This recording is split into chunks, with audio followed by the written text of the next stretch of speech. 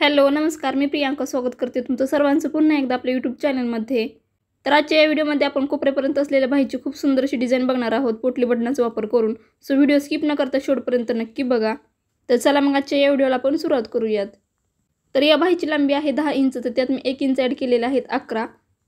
तर ही बाही 40 साईजची आहे, तर 40चा चौथा भाग करून घेतलेला आहे 10 आणि डोळ्यांचा आकार देऊन अशा पद्धतीने कटिंग करून घेतलेली आहे। तर दंडघेर आहे आपला 5.5 इंच आणि त्यात 2 इंच ॲड केलेले आहेत 6.5 आणि 7.5। तर अशा पद्धतीने मार्किंग करून कटिंग करून घेतलेली आहे बाहीची। तर ब्लाउज पीस घ्यायचा आहे आणि दोन्ही साईडला 2 ठेवून घ्यायचे आहेत आणि त्यावरती हे अस्तर अशाच पद्धतीने दोन्ही साईडला 2 ठेवून घ्यायचे आहेत। तर पोटली बटन तयार करण्यासाठी तर बघू शकता मी ब्लाउज पीस मधलं थोडंसं कापड घेतलेलं आहे आणि थर्माकोलचा बॉल्स अशा पद्धतीने घेतलेला आहे आणि सुईमध्ये 4 पदरी धागा ओवून अशा पद्धतीने ते पॅक करून घेतलेलं आहे। तर सेम याच पद्धतीने बाकीचे हे पोटली बटन मी तयार करून घेतलेले आहेत, ते बघू शकता बाउलमध्ये। तर पोटली बटन जर अशा पद्धतीने लॉक केलं तर बाहेरच्या साईडने दिसणार नाही, आतल्या साईडने एकदम परफेक्ट असं लॉक होईल। तर त्यासाठी अशा पद्धतीने हे बटन घ्यायचं आहे आणि त्यावरती ठेवायचं आहे या बाहीवरती आतल्या साईडने। अर्धा इंचचं मार्जिन घ्यायचं आहे आणि शिलाई करायला सुरुवात करायची आहे। तर सेम याच पद्धतीने बाकीचे बटन लावून घ्यायचे आहेत। एकदम सोप्या पद्धतीने सांगत आहे पोटली बटन कसं तयार करायचं, कसं जोडायचं, बाहीला कसं लावायचं ते।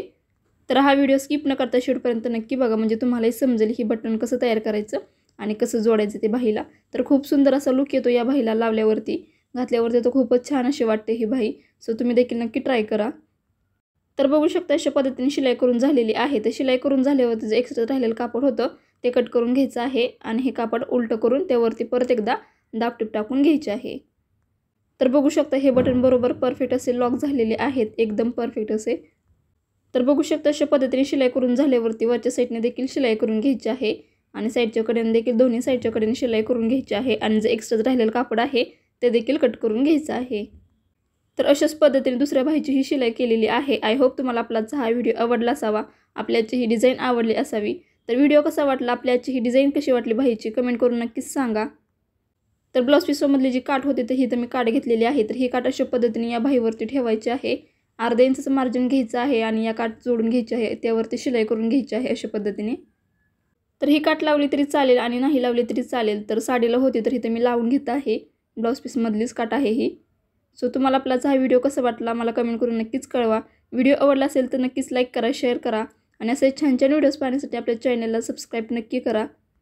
तर या बाहीची पूर्ण शिलाई करून झाल्यावरती बघू शकता खूप सुंदर याचा लुक आलेला आहे। पोटली बटन बघू शकता आतल्या साईडने लॉक केलेलं आहे, त्यामुळे तर अजूनही सुंदर असं लुक आलेला आहे। तर बघू शकता बरोबर एकसारखे पोटली बटन आपण जोडलेले आहेत। तर सेम याच पद्धतीने दुसऱ्या बाहीलाही मी पोटली बटन लावून तयार केलेली आहे। सो तुम्हाला ही बाही कशी वाटली, हे पोटली बटन कसं वाटलं, आपलाचा हा व्हिडिओ कसा वाटला कमेंट नक्कीच करा आणि व्हिडिओ आवडला असेल तर प्लीज लाईक करा, शेअर करा आणि चॅनलला सबस्क्राईब नक्की करा चॅनलवरती जर नवीन असाल तर। तर आपलाचा हा व्हिडिओ पूर्ण बघितल्याबद्दल थँक्यू सो मच। भेटूयात अशाच छानशा एका नवीन व्हिडिओमध्ये, तोपर्यंत बाय।